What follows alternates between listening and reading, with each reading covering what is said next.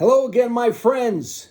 It's Brew, and it's New York Met Nation, episode Ocho.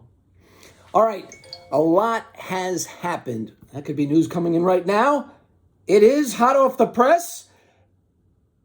My wife wants Panera for dinner. Okay, back to the Mets. So lots happened since our last discussion, which was, I think I filmed it on the 22nd of December prior to Christmas. Let's see what's happened. As far as the Mets are concerned, Harrison Bader, now a Met. Harrison Bader was a productive player with the Cardinals. He is a plus defender. Defensive run save, zone rating, all that stuff. He's a very good outfielder.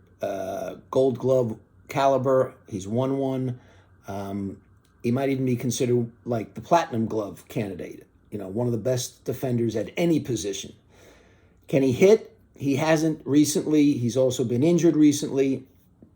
I think he was a league average or better hitter with the Cardinals. So if we get that guy, it's going to help the team. It also moves Nimmo from center to left, which in theory will be less taxing on Nimmo's body. So that's a good thing. Mets signed Sean Manaea. We'll go through all the other guys that they didn't sign in a minute, but left-handed pitcher, he was mediocre at best. He was actually very poor early last year, and then the magic word, sweeper, came into existence with Manaea. He started to use it in his repertoire, and he became a different pitcher. The last two-thirds of the season, he left the bullpen, became a starter again, and his numbers were good. So I think the Mets clearly wanted Yamamoto. He was the one guy they were ready to go to the mat for, and they did. $325 million plus a $50 million posting fee. So they tried. He chose the Dodgers, as everybody seems to.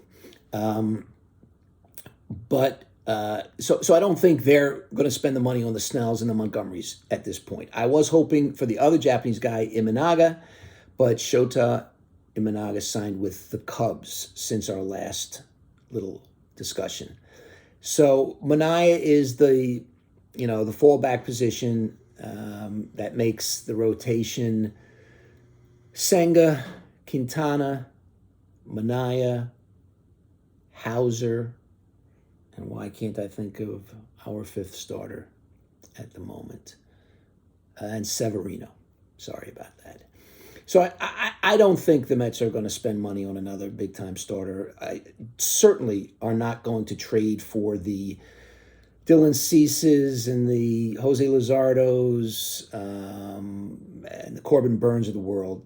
It really seems like Stearns wants to see what he's got in the minor leagues with his own eyes and his own staff. So he's not going to give up top prospects at this point. What else did the Mets do? Just yesterday, they invited to spring training Diego Castillo. Under the radar move, but that's mostly what Stearns has done this whole time. That under the radar move, he played in the minors basically the whole last year for the Diamondbacks. But in 22, when he was with the Pirates, the guy had 13 doubles, 11 home runs, in what amounts to about half a season's at-bats. He can play multiple positions on the infield. To me, not a bad guy to have in the camp. They have options. They can send him to the minors. I think he could be more productive offensively than a Joey Wendell. At any rate, that's what the Mets have done. What didn't they do? There's a lot. They didn't get Jordan Hicks, and they are looking for bullpen help. Hicks signed with the Giants for 4 years. We mentioned they didn't get Imanaga, who went to the Cubs. They didn't get Marcus Stroman for the rotation, who went to the Yankees, and I'm glad about that. Stroman was a Met. I never liked him. I think he's a mediocre pitcher and a bad guy.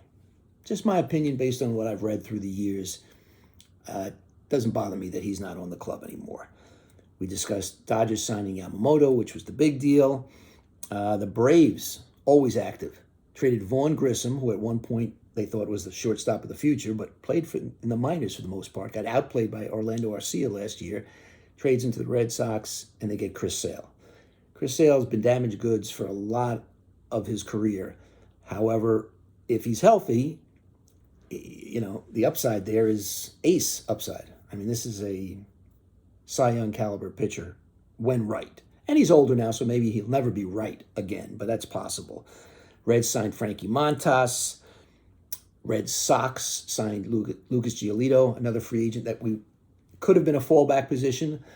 But again, once we lost Yamamoto, I don't think Cohn and Stearns wanted to spend that type of money. So the Manaeas and the Severinos of the world are where we shop, not in the aisle where you're going to get a Lucas Giolito, which is somewhat surprising considering the wallet on Mr. Cohn. But it's a game plan by Stearns, and I'm going to buy into it for the time being. Robbie Ray was traded. He went to the Giants from Seattle. Another guy who actually won a Cy Young, but looked really bad last year. Again, injuries. And I don't think the Mets want to give away anything at this point. We shall see. And our friend, speaking of the Braves, our friend Luis Guillorme will be playing for the Braves this year. What I did want to mention was we lost part of the Met family a couple days ago when Buddy Harrelson passed away.